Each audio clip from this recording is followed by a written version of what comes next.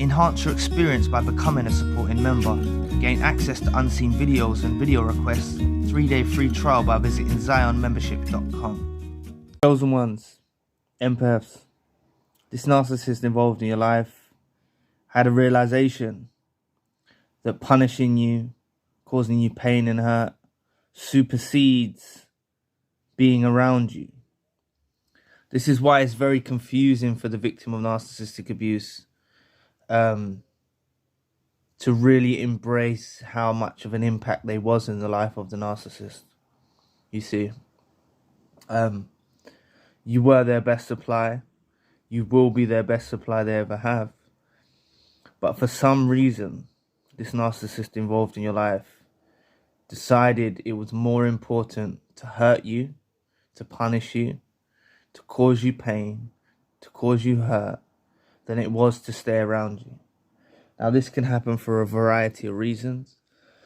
It could be narcissistic injuries you've inflicted.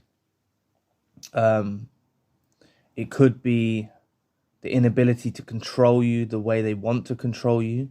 So the ideology of like pushing someone away to bring them in closer. What else could it be? It just tends to be their weird deranged appetite of inflicting pain and hurting people supersedes the positive supply you may give if you was in a loving relationship with them. This is why they come to the decision to let you go. Whether it was a discard, reverse discard, or began to treat you so badly and toxically that you ended up ending it and cutting them off. What you got to understand is it teased their appetite more to cause you pain and hurt and upset than it was to have you by their side. And this is a dreadful mistake that they make. This is a really dreadful mistake they make because as they go forward with their lives without you, they suffer severe consequences. You know, they do suffer severe consequences.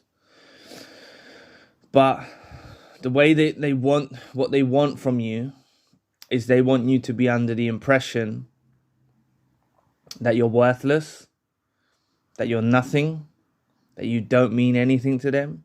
They really want you under that impression. They really, really want you under that impression. And it can affect, it can affect many of victims of narcissistic abuse to believe that they are worthless, to believe that they are not wanted, to believe that they are not needed. It can make them that way. But you have to see beneath the veil. You have to see you're dealing with someone who is deranged. This narcissist involved in your life is very evil. They're weird. And they had this realization one day. They also premeditated the plan. They did put a lot of thought into it. And they realized that it's better for them to push you away than it is to be by your side. And at first, you'll fall into the trap, most likely. Not all of you, but most likely a lot of you will have done. You'll fall into the trap and you'll be like, trying to sort it out. You might turn up at their house. You might text them, contact them on social media, ring them, like, be really confused. Like, what's going on? Like, you just want to sort things out. And, like, it's falling on deaf ears. They're not listening to you. They're not being coherent. You know, they're in this unmasking phase, and you're seeing a totally different species that you ever saw before. Like, you're just seeing a whole new person. And you can't believe it. You're shocked. The awakening can be quite daunting when you see the unmasking. It can be quite scary at times for some of you. Seeing this whole transformation take place from someone who was someone who you cared about very closely and felt a very strong bond to, and you're seeing them completely change, you know. But look, this is it.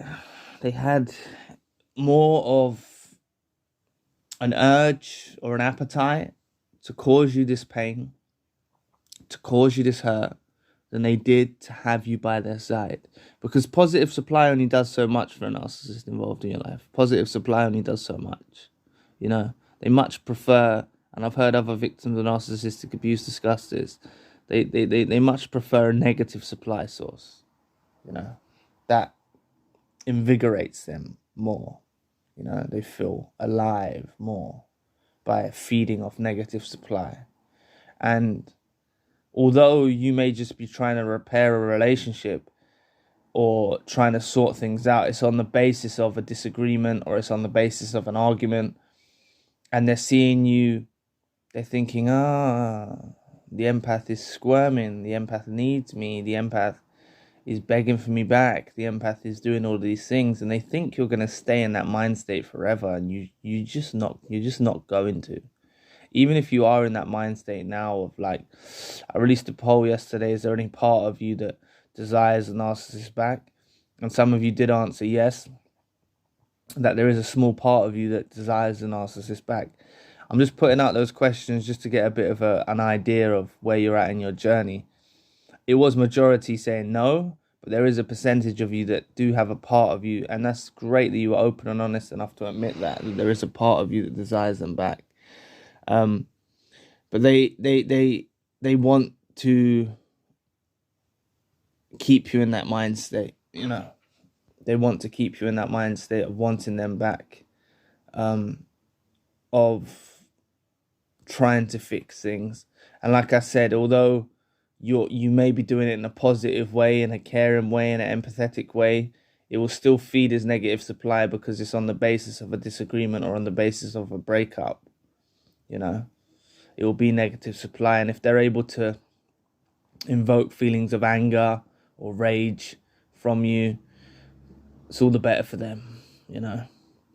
But like I said, this is the reasons why the narcissist let you go, although you're the best supply they ever had. Ultimately, they want to punish you.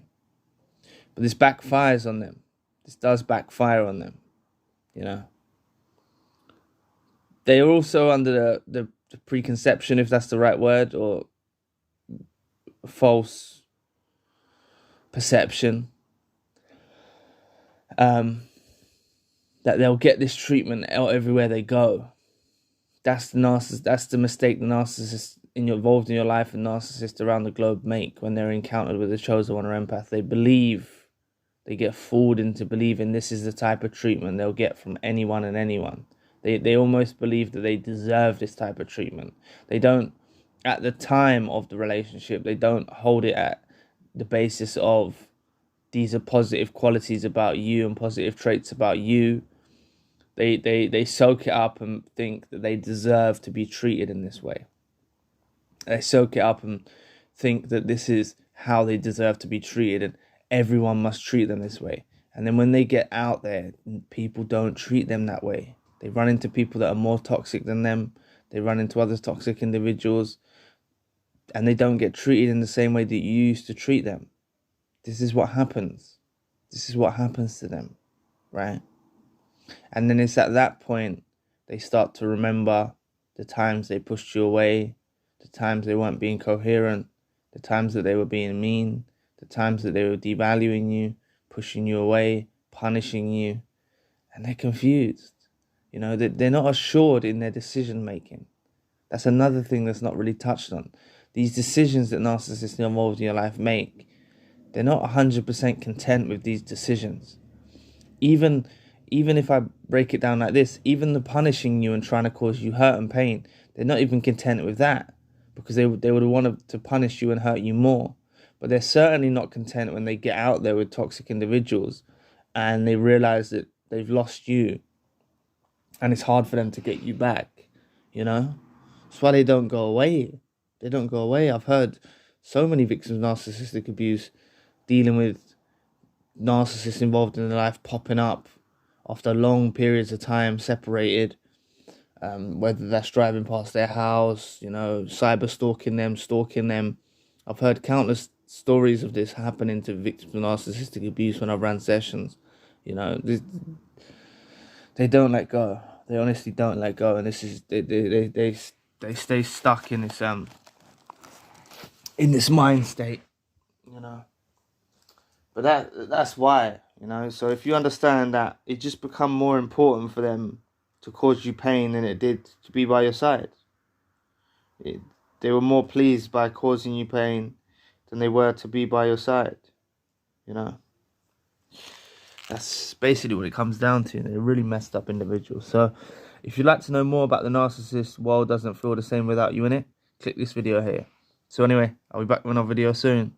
Peace.